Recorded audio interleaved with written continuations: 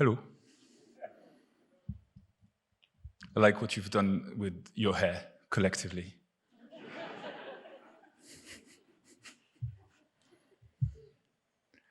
This is almost certainly.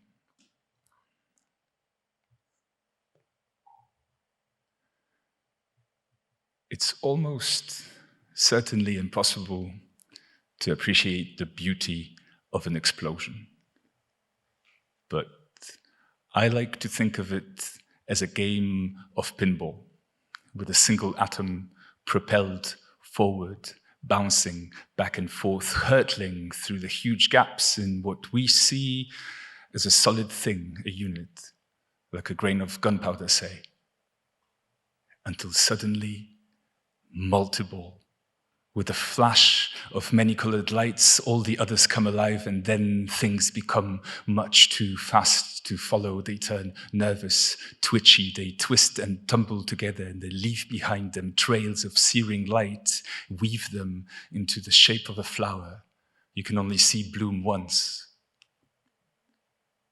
It's almost certainly unbearable to try and hear the music in the noise of an explosion. But I like to think of it as that moment in a song when the bass line finally kicks in. After the introductory clicks and clacks of the drumsticks smack the edge of the snare and the closed hi-hat, and yeah, we've all heard far too many songs not to know what's coming, but still, when the muffled chords explode, triggered by the kick drum, they reach through your throat and down to your stomach, and you can never be ready for this.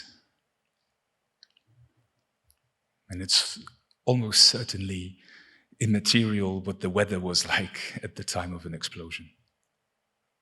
But in my mind, I see a sepia snapshot of a perfect summer afternoon, with the weather all the better because you have to come up with your own blue for the sky, conjure up your own white for the clouds, your own faded red for the bricks, your own brown for those strange stains on the pavement. And there are no people in this picture because the exposure was too long. So just here and there, a hand that lingered on a doorknob, a hesitating foot, just a blur, a hint of presence, but no more. And it's almost certainly irrelevant.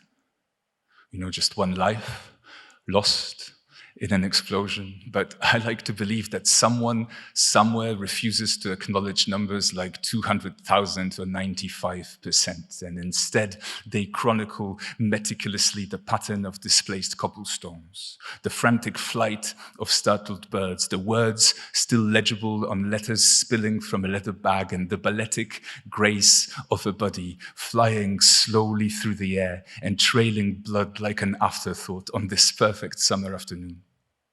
And they will know that she was 29, that she hadn't seen her 2 sons for a week, that she had received a love letter that day, that she woke up lightheaded that morning, believing against all evidence that this time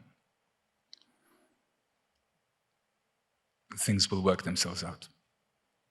And I like to believe that just before the shrapnel hit, she stopped for a moment, her hand on the doorknob, balancing on one foot, thinking she had just heard the beginning of a song. Thank you.